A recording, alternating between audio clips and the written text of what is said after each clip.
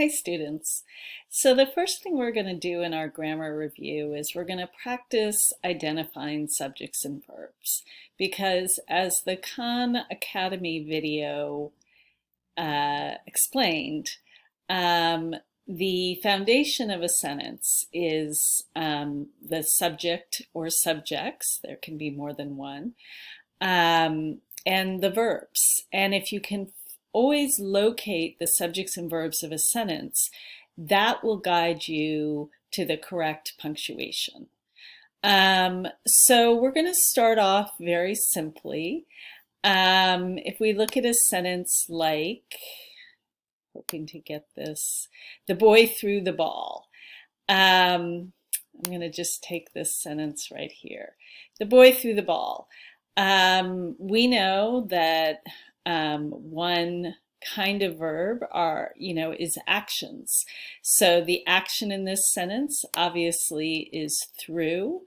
I'm going to highlight that in red. And then we have two nouns.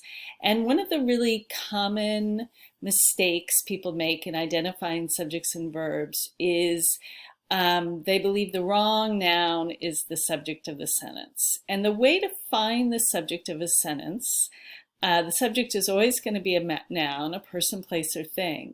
But the subject of a sentence is the thing doing the verb.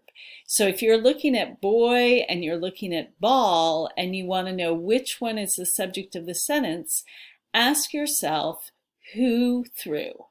And of course, the boy threw. I'm going to highlight this in blue. So the boy is the subject of the sentence and threw is the verb. All right, let's look at a couple more. The girl in the red dress sang loudly. Again, we're going to start off by looking for the action first. And in this case, sang is the action. So I'm going to highlight it. What did I do here? Red. I'm going to highlight it in red. And then I have lots of other nouns here. I have dress, I have girl, but I want to ask myself who or what sang.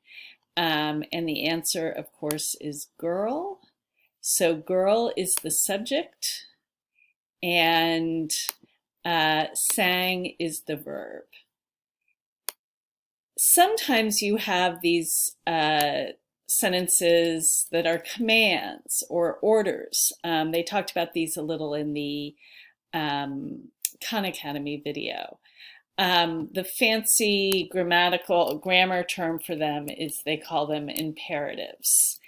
If you say to somebody, whisper, that's an imperative, it's a command. And in that case, the action is still the verb,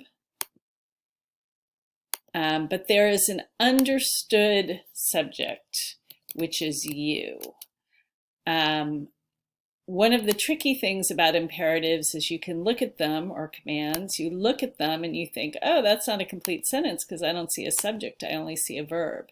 But actually, if it's a command, the subject you is understood and it is a complete sentence. So this is the sort of basic rule for finding the subject and verb of a sentence when you've got an action verb. I'm going to try to get these rules up. Find the verb first.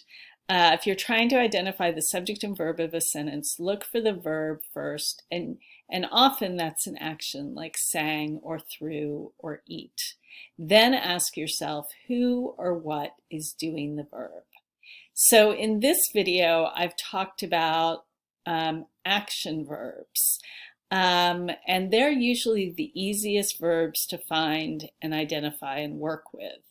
In the next couple videos, we're going to be talking about linking verbs and helping verbs, which are a little bit harder to find. So keep that in mind. They're a little trickier.